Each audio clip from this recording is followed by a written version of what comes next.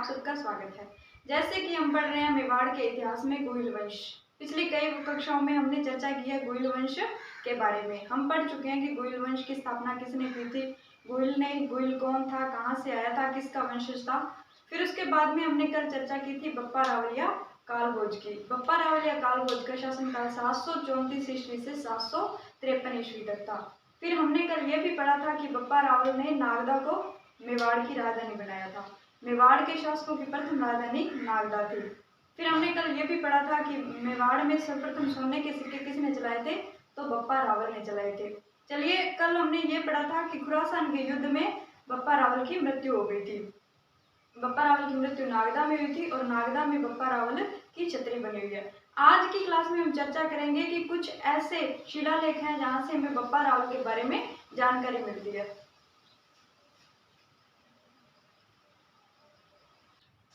आगे आ गया कुंभलगढ़ प्रशस्ति।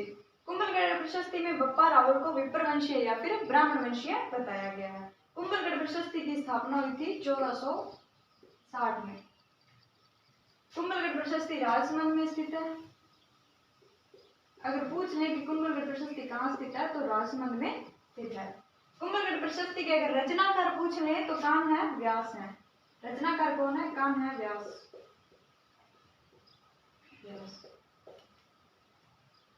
एक प्रशस्ति है कुंभलगढ़ प्रशस्ति, कहाँ स्थित है, राजसमंद जिले में स्थित है और इसकी स्थापना की गई थी 1460 में।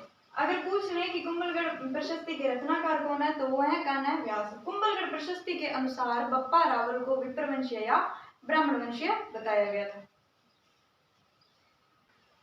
अब आ गया वैद्यनाथ प्रशस्ति। वैद्यनाथ प्रशस्ति की स्थापना कब की गई थी, 1719 में। 1719 में। वैद्यनाथ प्रशस्ति कहाँ स्थित है, तो उदयपुर में स्थित है। उदयपुर में। वैद्यनाथ प्रशस्ति के अनुसार हारित ऋषि ने कहा था कि बप्पा रावल चक्रवर्ती राजा होगा। वैद्यनाथ प्रशस्ति में यह कहा गया है कि हारित ऋषि के अनुसार बप्पा रावल है जो वो चक्रवर्ती राजा होंगे। अगर पूछ लें कि वैद्यनाथ प्रशस्ति कहाँ स्थित है, तो उदयपुर में। वैद्यनाथ प्रशस्ति की स्थापना कब की गई, तो 1719 में। और वैद्यनाथ प्रशस्ति में यह कहा गया है कि जो बप्पा रावल है वो चक्रवर्ती राजा होंगे हारित ऋषि के अनुसार। ठीक है। इसके बाद में हम देखते हैं एक शिलालेख है मानमोरी शिलालेख। तो अगर पूछ ले मानमोरी शिलालेख कहाँ स्थित है, तो ये चित्तौड़ में झील है, मानसरोवर झील के निकट में मिलता है। मानसरोवर झील के निकट मिलता है। ठीक है, मानमोरी शिलालेख। और अगर पूछे कि मानमोरी शिलालेख की खोज किसने की थी, तो इसकी खोज की थी कर्नल जेम्स टोड ने। कर्नल जेम्स टोड ने।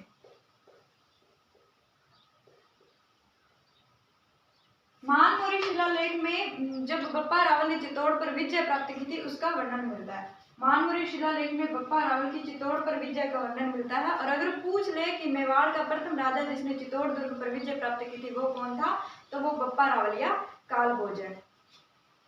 अगर पूछे इसकी खोज किसने की मानमोरी शिलालेख की, तो कर्नल जेम्स टोड ने की है। और मानमोरी शिलालेख कहाँ स्थित है, चित्तौड़ की मानसरोवर झील के पास स्थित है। ठीक है। तो दोस्तों, अब तक हमने कल की क्लास में पढ़ा था बप्पा रावल के बारे में। अब हमने चर्चा की है पीछे कि बप्पा रावल के कुछ ऐसे ऐतिहासिक स्रोत हैं जहाँ हमें बप्पा रावल की जानकारी मिलती है। अब हम अगला शासक पढ़ेंगे भाद्रभट्ट द्वितीय। भाद्रभट्ट द्वितीय को आहड़ या ऐघाटपुर शिलालेख में तीनों लोकों के विजेता कहा जाता है। फिर उसके बाद में भाद्रभट्ट द्वितीय को प्रतापगढ़ जो शिलालेख है, इसमें प्रतापगढ़ शिलालेख में इसको महाराजाधिराज कहा जाता है। प्रतापगढ़ शिलालेख में महाराजा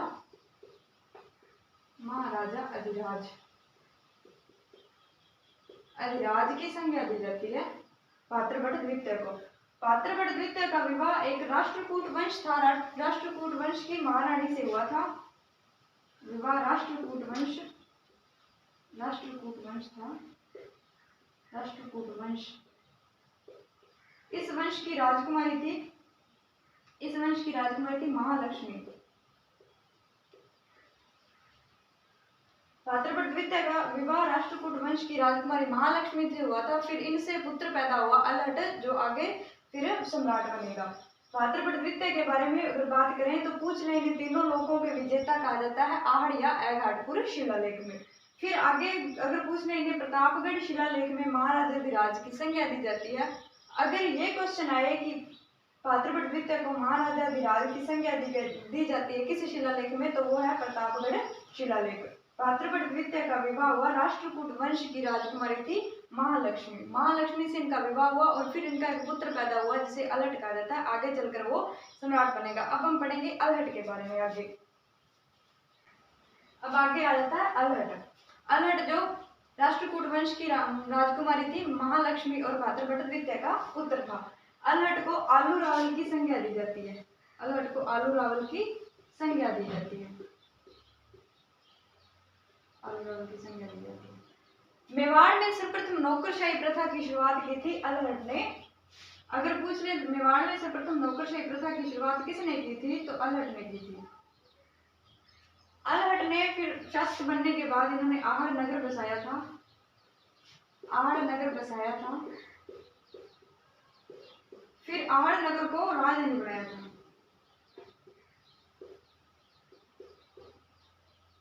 अलहट ने क्या किया, शासक बनने के पश्चात आहड़ नगर बसाया, फिर आहड़ नगर को राजधानी बनाया। मेवाड़ के राजाओं की दूसरी राजधानी कौन सी है, आहड़ हो गया। ठीक है। अगर पूछ ले मेवाड़ के राजाओं की प्रथम राजधानी कौन सी है, तो नागदा है। वो किसने बनाई थी, बप्पा रावल ने। और दूसरी राजधानी है आहड़, किसने बनाई है, जो कि अलहट ने। ठीक है। फिर इसने आहड़ नगर में एक मंदिर का निर्माण करवाया था, वराह मंदिर। वराह मंदिर अलहट ने आहड़ नगर में वराह मंदिर का निर्माण करवाया था। अगर क्वेश्चन आ जाए कि वराह मंदिर का निर्माण किसने करवाया था, तो वो करवाया था अलहट ने। आहड़ नगर की स्थापना किसने की थी या आहड़ नगर किसने बसाया था, तो वो भी आएगा अलहट ने बसाया था। ठीक है। अगर पूछ ले कि आहड़ को राजधानी किसने बनाया था, तो वो अलहट ने बनाया था। और मेवाड़ के राजाओं की दूसरी राजधानी कौन सी है, तो वो है आहड़। ठीक है। अगर पूछे कि आलू रावल की संज्ञा किसको दी जाती है, अलहट को, या फिर अलहट को क्या और कौन सी संज्ञा दी गई है, तो आलू रावल की संज्ञा दी गई है। अलहट ने मेवाड़ में सर्वप्रथम नौकरशाही प्रथा की शुरुआत की। अगर पूछ ले कि सर्वप्रथम मेवाड़ में सोने के सिक्के किसने चलाए थे, वो चलाए थे बप्पा रावल ने। अब बात कर लेते हैं अलहट के विवाह की। तो अलहट का विवाह हुआ था, एक हूण वंश था, हूण वंश। हूण वंश की राजकुमारी थी हरिया देवी। हूण वंश की राजकुमारी थी हरिया देवी। इनका विवाह हूण वंश की राजकुमारी हरिया देवी से हुआ था। अलहट की बात करते हैं। अलहट को आलू रावल की संज्ञा दी गई है। अलहट ने मेवाड़ में सर्वप्रथम नौकरशाही प्रथा की शुरुआत की। अलहट ने आहड़ नगर बसाया। आहड़ नगर बसाने के बाद इन्होंने आहड़ को राजधानी बनाया। मेवाड़ के राजाओं की दूसरी राजधानी है आहड़। फिर इन्होंने आहड़ में वराह मंदिर का निर्माण करवाया। और अगर विवाह की बात करें तो अलहट का विवाह हूण वंश की राजकुमारी थी हरिया देवी, उससे संपन्न हुआ। ठीक है। फिर इसके बाद में इन्होंने एक और मंदिर का निर्माण करवाया था, जगत अंबिका माता का मंदिर।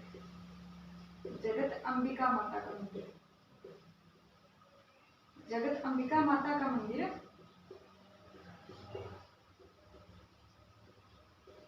अगर पूछ ले कि जगत अंबिका माता का मंदिर का निर्माण किसने करवाया था, तो वो अलहट ने करवाया था। और ये एक जगत नामक स्थान था जो कि आहड़ के पास में था। आहड़ के पास में जगत नामक स्थान था, उसमें जगत अंबिका माता का मंदिर का निर्माण करवाया था अलहट ने। धन्यवाद दोस्तों। आज की क्लास पसंद आई हो तो लाइक जरूर करना।